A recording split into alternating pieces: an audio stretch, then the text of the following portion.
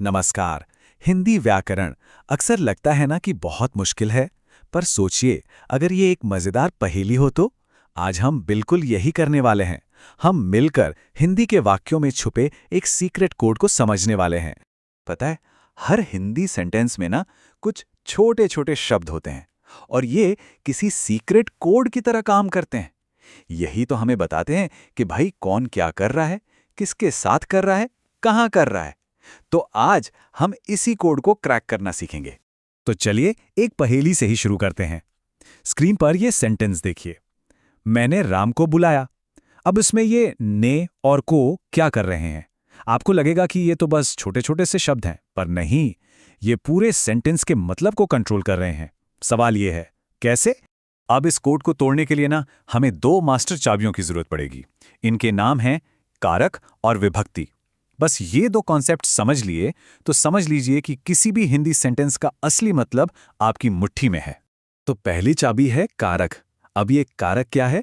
बहुत सिंपल है। इसका मतलब है सेंटेंस में किसी भी शब्द का एक्शन यानी क्रिया से क्या रिश्ता है। ये कौन, क्या, किससे, कहाँ जैसे सवालों का जवाब है। असल में ये बताता है कि सेंटेंस में हर शब्द का रोल क्या है।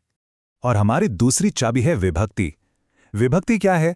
वो बस एक निशान है, एक सिंबल, जैसे ने, को, से। ये निशान ही हमें उस कारक यानी उस रिश्ते को दिखाता है। तो अगर कारक किसी का रोल है तो विभक्ति उस रोल का आइडेंटिटी कार्ड या बैज है। सिंपल। तो सबसे जरूरी बात जो याद रखनी है वो यही है। इस स्लाइड पर देखिए, एकदम क्लियर हो जाएगा।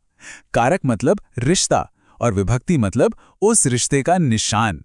एक कॉन्सेप्ट है तो दूसरा उसका सिंबल। बस इतनी सी बात है। ठीक है, तो अब थियरी बहुत हो गई। चलिए थोड़ा और डीप में चलते हैं। हिंदी में टोटल 8 मेन कारक होते हैं, मतलब 8 तरह के रोल्स या रिश्ते। चलिए इन 8 मास्टर चाबियों से एक एक करके मिलते हैं। तो पहली चाबी है कर्ता कारक। कर्ता नाम से ही साफ है, काम करने वाला यानी द डूअर। इसका निशान होता है ने। पर ध्यान देना, कभी कभी कोई निशान नहीं भी होता। जैसे राम पढ़ता है, यहां कोई निशान नहीं है। या फिर सीता ने खाना खाया। दोनों ही सेंटेंस में काम कौन कर रहा है? राम और सीता। तो बस वही करता है। नंबर 2 पर है कर्म कारक। कर्म वो है जिस पर काम का असर पड़ता है, द ऑब्जेक्ट। इसका निशान है को। जैसे हमारे पुराने वाले एग्जाम्पल में था, मैंने राम को बुलाया। तो बुलाने के एक्शन का असर किस पर हुआ? राम पर। तो जाहिर है राम यहां कर्म है। अब आता है करण कारक। करण का सीधा सा मतलब है साधन या इंस्ट्रूमेंट, मतलब वो चीज जिससे काम किया जा रहा है। इसके निशान है से या द्वारा। जैसे वह कलम से लिखता है। यहां लिखने का इंस्ट्रूमेंट क्या है? कलम, बिल्कुल सही। तो ये कलम से ही करण कारक है। चौथा है संप्रदान कारक। इसका मतलब है जिसके लिए काम किया जाए, for whom the action is done। इसके निशान है को या के लिए। जैसे वह मित्र के लिए उपहार लाया। भाई उपहार किसके लिए है? दोस्त के लिए। या मैंने बच्चे को खिलौना दिया। यहां खिलौना किसको मिल रहा है? बच्चे को। तो ये हुआ संप्रदान। पांचवां है अपादान कारक। और हां, ये बड़ा इंटरेस्टिंग है। क्यों? क्योंकि इसका निशान भी से है, लेकिन यहां इसका मतलब इंस्ट्रूमेंट नहीं है। यहां इसका मतलब है अलग होना, यानी सेपरेशन। जैसे वह पेड़ से गिर गया। यहां वो पेड़ से अलग हो रहा है ना? अब यहीं पर अक्सर लोग कंफ्यूज हो जाते हैं कि ये से का क्या चक्कर है। तो इस स्लाइड को जरा ध्यान से देखिए। एक तरफ है कलम से लिखा, यहां से एक साधन है, इंस्ट्रूमेंट। तो ये हुआ करण कारक। दूसरी तरफ है पेड़ से गिरा, यहां से अलग होने का एहसास दे रहा है। तो ये हुआ अपादान कारक। बस यही छोटा सा फर्क समझना बहुत जरूरी है। चलिए आगे बढ़ते हैं। अगला है संबंध कारक। ये तो नाम से ही एकदम क्लियर है। ये रिश्ता या पोजेशन दिखाता है। इसके निशान हैं का, की, के। जैसे यह राम का घर है या यह सीता की किताब है। घर का रिश्ता राम से, किताब का रिश्ता सीता से। कितना आसान है। सातवां है अधिकरण कारक। ये क्या करता है? ये एक्शन के होने की जगह या टाइम बताता है, मतलब लोकेशन या टाइम। इसके निशान हैं में और पर। जैसे किताब मेज पर है। कहाँ है किताब? मेज पर। वह कमरे में सो रहा है। कहाँ सो रहा है? कमरे में। सिंपल। और अब आ गई हमारी 8वीं और आखिरी चाबी, संबोधन कारक।